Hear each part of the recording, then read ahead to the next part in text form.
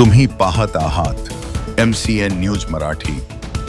अकोट तालुक्यातील अकोलखेड येथील धारूळ रोडवरील सरफाबाद शेत शिवारामधील अमोल राजेंद्र निमकर गट क्रमांक नंबर 23-2 या शेतात शुक्रवार दिनांक 8 मेला रात्रीच्या सुमारास शेतातील कोलमडलेल्या लघुवाहिनीच्या जिवंत तारेमुळे शॉर्ट सर्किट लागलेल्या भीषण आगीत संत्र्याची झाडे तसेच लाखो रुपयांची शेती साहित्य जळून खाक झाले।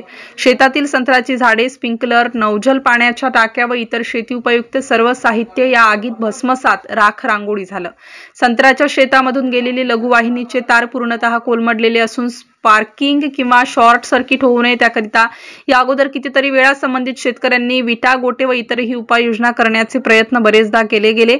तसेच संबंधित वीज वितरण कंपनीच्या कर्मचाऱ्यांना सुद्धा कितीतरी वेळा फोनद्वारे सूचना व दुरुस्त करण्यासाठी विनवण्या केल्या गेल्या, तरीही इलेक्ट्रिक बोर्डाकडून आजपर्यंत कोणतीच उपाययोजना करण्यात आली नाही असे शेतकऱ्यांचे म्हणणे आहे। या घटनेची त्यांनी उमरा येथील इलेक्ट्रिक बोर्डाला व अकोट ग्रामीण पोलीस स्टेशन व अकोट तहसील कार्यालयावर तक्रार दाखल केली आहे। या झालेल्या नुकसानीचे पंचनामे करण्याकरिता उमरा येथील इलेक्ट्रिक बोर्डाचे रमेश चांदूरकर, सहाय्यक अभियंता विनोद शेवाळे, वायरमन व इतर कर्मचाऱ्यांसहित त्यांनी घटनाचा पंचनामा नोंदवलेला आहे। पंचनामा करतेवेळी शेतकरी राजेंद्र निमकर, अमोल निमकर, केशव लांडे, गजानन निमकर, ओंकार गणोरकर, राम निचड, ज्ञानेश्वर भिल, ऋषिकेश शेवाळे, धनराज मारकर व परिसरातील इतरही शेतकरी यावेळी इथं उपस्थिती लावून होते। MCN न्यूज मराठीसाठी देवानंद खिरकर, अकोट तालुका प्रतिनिधी।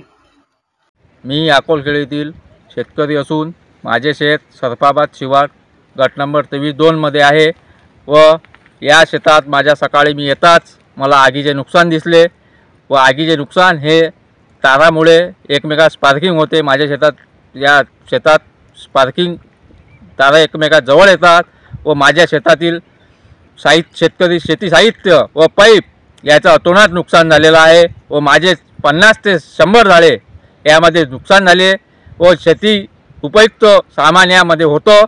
यांनी शेतकऱ्याचे माझे खूप मोठे नुकसान झाले। मला खूप खंत वाटत आहे या गोष्टीची।